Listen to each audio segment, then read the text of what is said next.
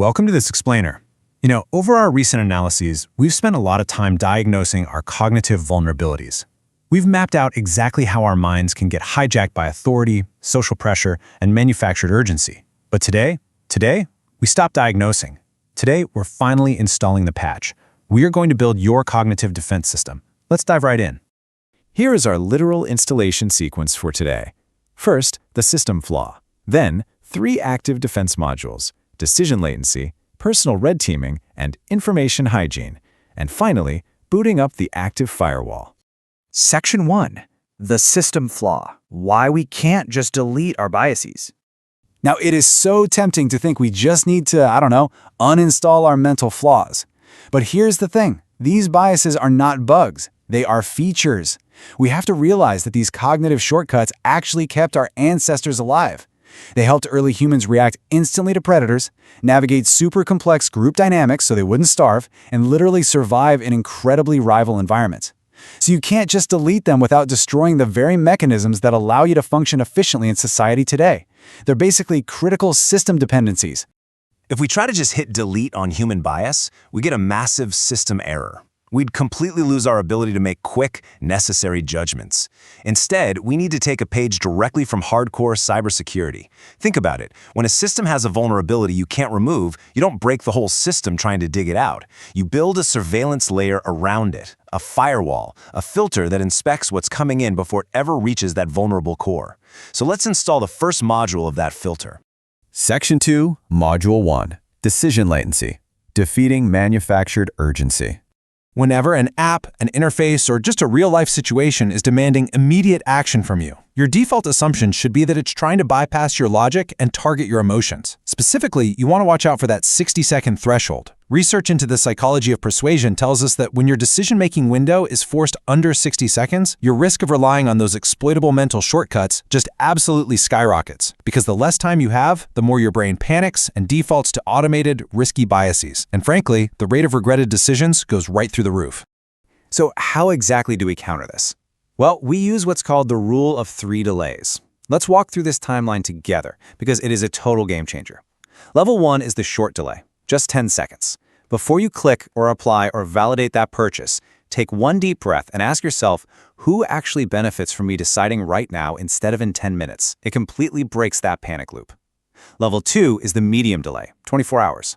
For any financial, contractual, or relational commitments, you've got to institute a hard rule for yourself: no same-day signatures.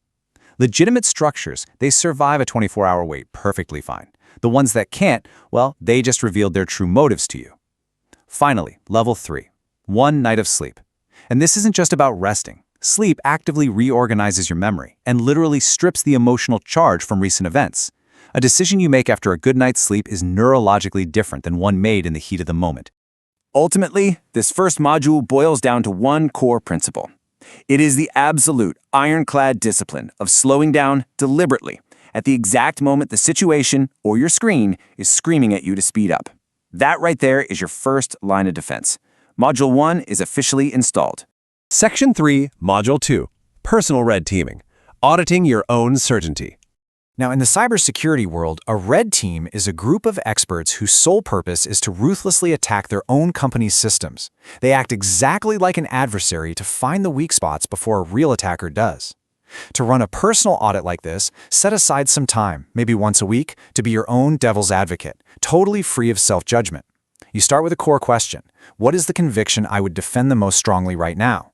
It could be a political stance, a business strategy, even a judgment about a specific person. You want to isolate the belief where you feel the absolute highest intensity of certainty. Once you've pinpointed that conviction, you move to question 2. If a smart opponent wanted to convince me otherwise, where would they start? And notice I said a smart opponent, right? Not a straw man. Step completely into the shoes of a highly intelligent adversary whose entire mission is to dismantle your belief. What piece of evidence would they show you first? Where's your structural weak point? Which brings us to the final step of the audit. Does this conviction survive its own best objection? Honestly confront your belief with that incredibly smart argument you just imagined. If it holds up, that's fantastic. Your conviction is now reinforced. But if it wobbles even a little bit, that is exactly the intel you were looking for. You found the vulnerability before a real adversary could use it against you and the stakes are high. It's a brilliant way to transform fragile convictions into highly resilient ones. Module 2 is installed. Section 4, Module 3, Information Hygiene, Controlling the Data Flow. I'm not going to lie, this is often the hardest module to maintain because it directly targets our daily habits. We absolutely have to stop confusing what is urgent with what is true and what is recent with what is important. A poorly managed 24/7 stream of constant news notifications, it's perfectly designed to exploit our availability heuristic. It keeps your brain in this perpetual, exhausting state of high alert, making you incredibly vulnerable to manipulation.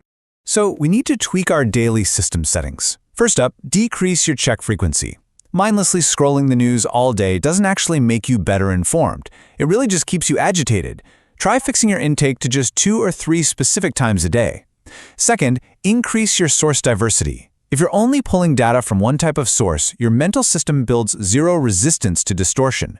Require at least 2 independent sources for any major topic. It basically acts like signature verification in a secure network. And third, increase your sharing delay. Before you forward something that makes you feel intense anger, fear, or outrage, force yourself to pause. Literally, just a few minutes of delay breaks the mechanical spread of viral outrage. And for the ultimate litmus test of information hygiene, try asking yourself this simple question about any incoming piece of data. What would make me change my mind about this? Seriously, if the honest answer is absolutely nothing, if no amount of new data could possibly alter your stance, then you aren't dealing with information anymore. You're dealing with a blind belief completely disguised as a fact. And just like that, Module 3 is installed. Section 5, the active human firewall. Installation complete. All right, it is time to boot up the active human firewall. Here's exactly how the whole system works together. Module 1, Latency, uses deliberate delays to protect you against fabricated urgency. Module 2, Red Teaming, uses internal auditing to protect you from your own untested certainty. And Module 3, Hygiene, uses flow regulation to protect you from data saturation. The best part? None of these requires some special innate talent. They just require a little bit of discipline to apply them to yourself. So here is your newly upgraded state. A human firewall is a cognitive surveillance layer built through deliberate decision latency, rigorous self-auditing, and controlled information intake. You know, the most critical operating system in the entire world, your mind, never updates itself automatically.